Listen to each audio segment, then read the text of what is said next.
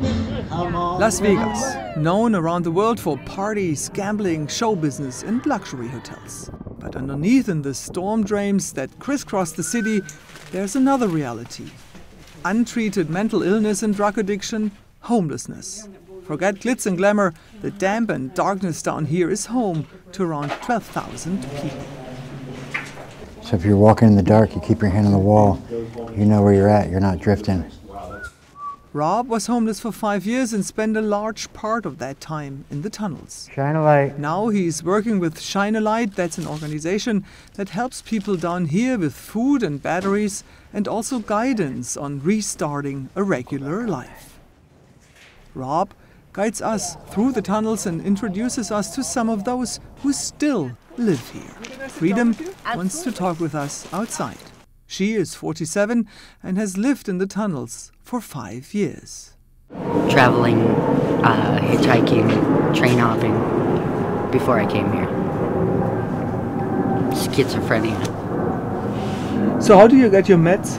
I don't. Oh. They don't really make any of the symptoms go away. They just make it really hard for me to express it in any way that you can understand. Okay. Puts a big cloud around me. I still got the same voices saying the same stuff. I just can't really get out and do anything about it. First 3 years I was raped each year. It's weird to wake up with a stranger in bed with you. It happens. We learn to compartmentalize. Put everything in its own little space and leave it there. There's only so much we can do. Sometimes it's tough being a woman. But sometimes it's just tough. Freedom takes us back in to show us where she does her laundry. On our walk to the pipe we pass people's homes.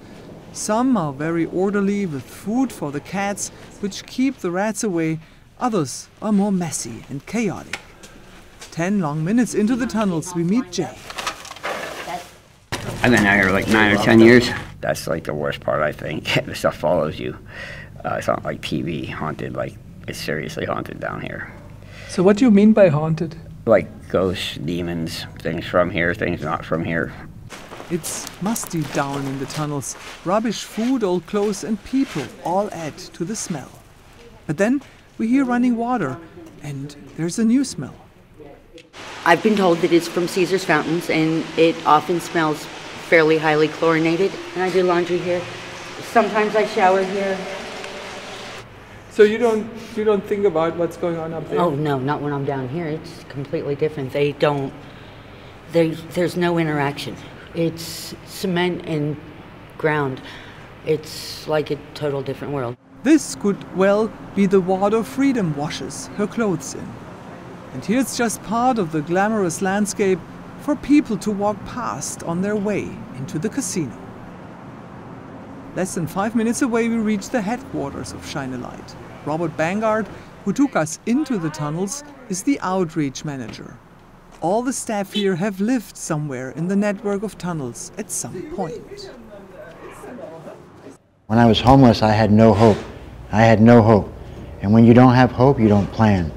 You don't think about the future. You're just living very much in the moment. You're just trying to build relationships, humanize them, relate to them, talk to them, you know, all the things we can do to try and bridge the gap, right? And usually it's sharing our experience, our own experience of what we went through when we were out there and how we got out and what it's going to be like and just loving on them.